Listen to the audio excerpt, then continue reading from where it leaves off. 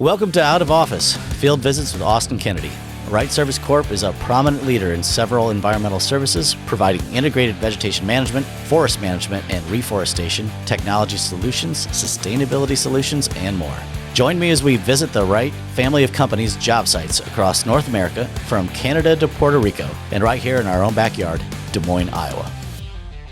Welcome to the great outdoors of northern British Columbia, Canada, and thanks for joining for another episode of Out of Office with Austin Kennedy. Today we're featuring Wright Canada Holdings and Spectrum Resource Group and their timber development operation. It's going to be a very interesting episode. Thank you for tuning in. I hope you enjoy it.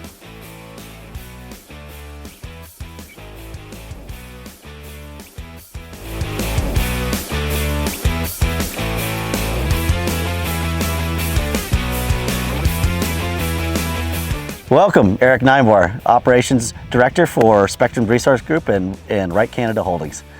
Tell us, if you could, Eric, how did you get to Spectrum? Started working for Spectrum as a summer student. Been with the company now over 10 years. Worked my way up from field technician to crew leader to supervisor, project manager, and now I am the Operations Director for Spectrum. Very good. So, Spectrum, help me understand, like, major lines of service. What are they? Yeah, so we got a number of service lines. So we do reforestation, which is tree planting by hand. So we plant, well over 15 million trees on an annual basis. Wow. So that's the reforestation side of our business. We also do invasive plant management. So this is looking at primarily invasive plant species. Terrific. Tell me kind of what types of clients do we typically work for? Okay. So everything from indigenous governments to provincial governments and everything in between.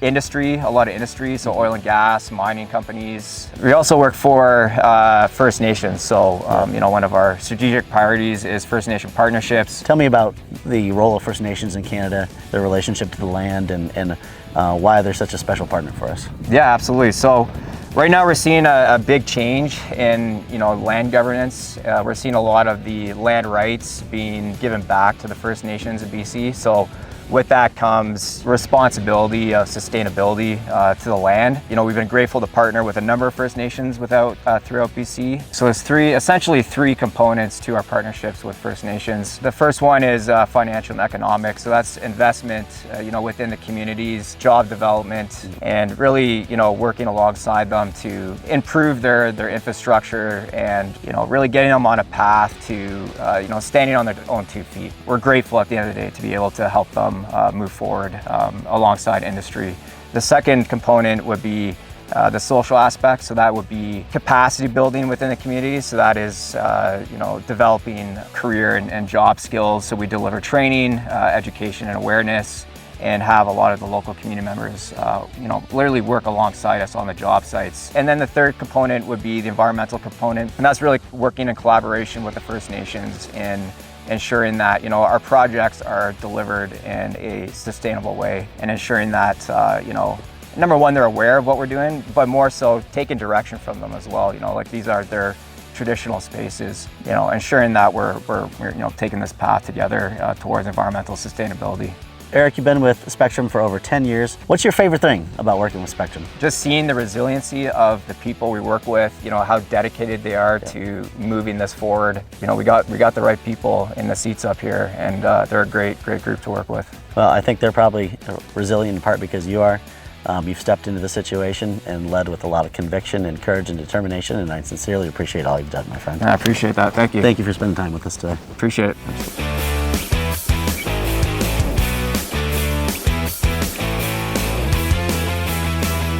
All right, Ryan, thank you for joining us for this Out of the Office series. Can you imagine a more beautiful interview spot? I could not. No, this place is great. Isn't it? So, I know your name, what you do, but why don't you introduce yourself? Certainly, yeah. My name is Ryan Patterson. I'm a supervisor here for timber development at Spectrum.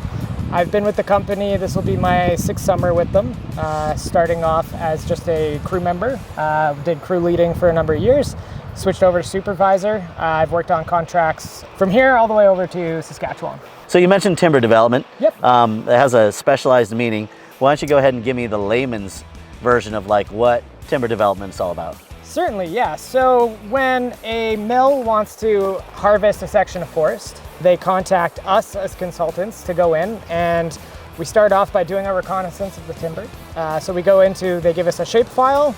We go in and we determine, can we get a road there? Is the timber worth it? And should we even be there in the first place? Should we lay it out, or are there any concerns that we need to go over? Yep. Whether it be safety, wildlife, other environmental concerns. And if we get the go-ahead, then we go in to start, it's called laying out the block. So we use ribbon, like the one I have here. Different colored ribbons denote different things. So this one here is for boundary. Okay. We lay out the boundaries of the block, which guides the machines on where they can and cannot harvest. We do the layout phase where we plan where all of the roads are going to go. So we use, again, other ribbons to put in the roads, following certain specifications that machines can and cannot handle. We do environmental assessments of the block to determine the ecology of the region. Is it a sensitive ecozone? If so, are there any other refinements to the block that we have to make? And then we assess the rivers, the streams that we may find in the block, and put appropriate buffers around those. Once the layout has been solidified, we send a team, they're called cruisers, in. And what you do with the cruising is there are pre-established plot points that you go to. And at those plot points, you gather as much information about the forest as possible. Yep, kind of the evaluation of the trees. An evaluation of the forest. Yep, yeah. yep. One last question for you. Certainly. What keeps you coming back for 6 years? What do you love about this work so much? I'd say number one is it's absolutely gorgeous out here. Yeah. I've gotten to see some of the most beautiful places in the world. We're surrounded by mountains. We have beautiful things like this to come and visit, but it's some of the most rewarding work I've ever done because it's some of the most challenging work I've ever done. Yeah. We deal with swarms of mosquitoes and black flies. We deal with broken equipment. We deal with quads. We deal with sleds. We deal with 6 feet of snow. We deal with wildlife. Every day is different out here. You never know what it's going to bring. The people are some of the kindest, most interesting people that I've ever had the pleasure of meeting and working with. There's just so much to this job that one field visit doesn't encapsulate. Right. It keeps me coming back. Absolutely. Ryan, you did a great job. Thanks for all you do for us. Thank you so much.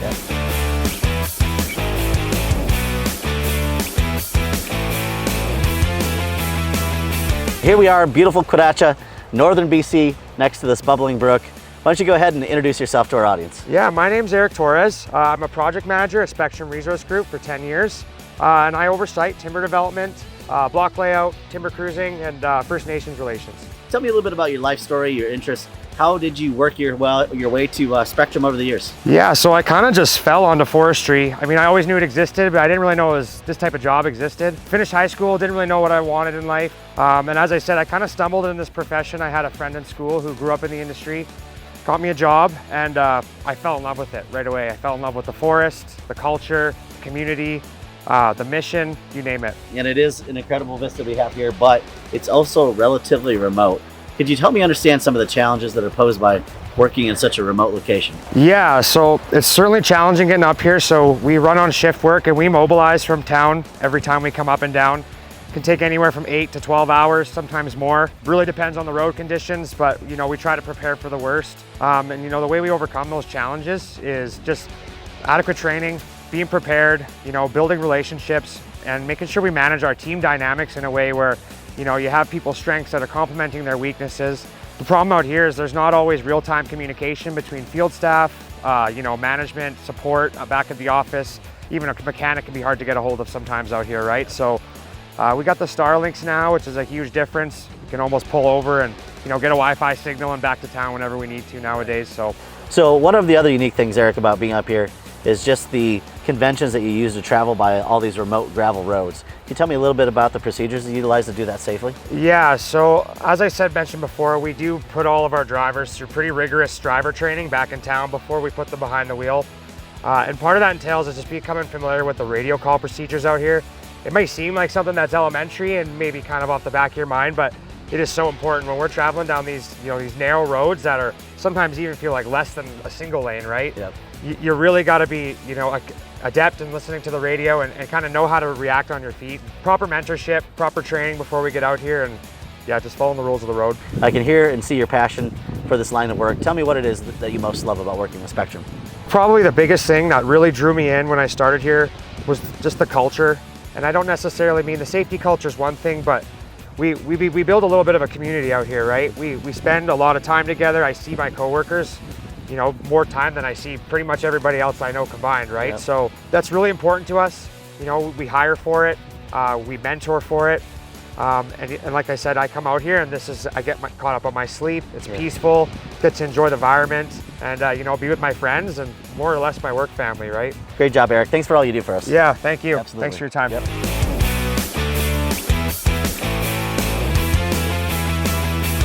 All right, Haley, thank you so much for joining us in this incredible location here in Quadacha. Why don't you go ahead and just take a second to literally introduce yourself and kind of a layman's sense of what your job is with Spectrum. Awesome. Yeah, my name is Haley Monroe. I am a crew leader for Spectrum Resource Group in timber development. I've been at the company, this will be my 3rd summer, 2nd as crew leader. What was your career path? How in the world did you end up here? It's a unique job. Yes, very much so. I used to live in Southern Ontario, closer to Toronto. I didn't know a job like this existed. I didn't know you could get paid to pretty much go outside and play with the trees. But I met someone back in Ontario who actually worked this job and was going to school for this kind of field. From there, I decided, you know what, why not? Pack up my stuff, drove across the country and decided to start here. Tell me, what is a day in the life of a crew member in a timber development camp like? For the days, like as a crew leader, my job is to manage the field crew. So I will decide the plan for the day, what blocks we're going to, what everyone's what they're doing for the day, you know, do the safety briefings in the morning with the crew. And then throughout the day, I will do my hourly check-ins with everyone. I will check their ribbons. I will check the operability of the block, if there's anything that we need to cut out. Basically just be a field watch over for all the guys. What's the beginning of the day look like? What's the end of the day look like? So we start, especially in the summer, we start our days in tent camps. So in the morning, we will, again, all wake up, get that ready, put camp away so it's bear safe, put all our dishes and food away, and then we'll head out in the trucks, decide where we're going for the day, what block, drive there. From there, we'll do our safety tailgate every morning where we talk about the topics of the day before. I'll give everybody their plan for the day. If this person's doing boundary, this one's gonna go assess a stream. Then they go and get their ribbons from our trucks. Everybody will load up on their tons of ribbon, and after that, we'll either quad or snowmobile into the block. I don't know that I would consider this to be necessarily a male-dominated industry, but tell me a little bit about what it's like for a woman to work in this field. I'll be honest, being a woman in this industry, it is really male-dominated still. There's a lot more women now, for sure. But it does come with its challenges, especially when we're working with the logging companies and other contractors that don't necessarily have women in their employment. I found my experience at Spectrum's been really great with that, but there are some challenges when it comes to also being a leader.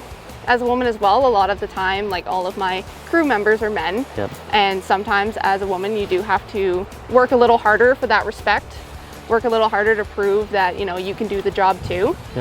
But overall, it's been a very positive experience for me. That's fantastic. I love hearing it. What is it that you like most about working with Spectrum? Again, I'd have to go off pretty much what Eric Torres said too, is I love the people. Again, I came from a city in a very populated area to come out here. Again, you get to see the most amazing views, like the rivers, the mountains, as you've seen, and as well, you live with your coworkers, and you honestly form bonds that are lifelong. You live with them, you work with them all day. Again, I see them more than I see anyone else. You guys are a family. It's beautiful to see. Very much so. Yep. Thank you for all you do, Haley. Great job. Thank you so much. Absolutely.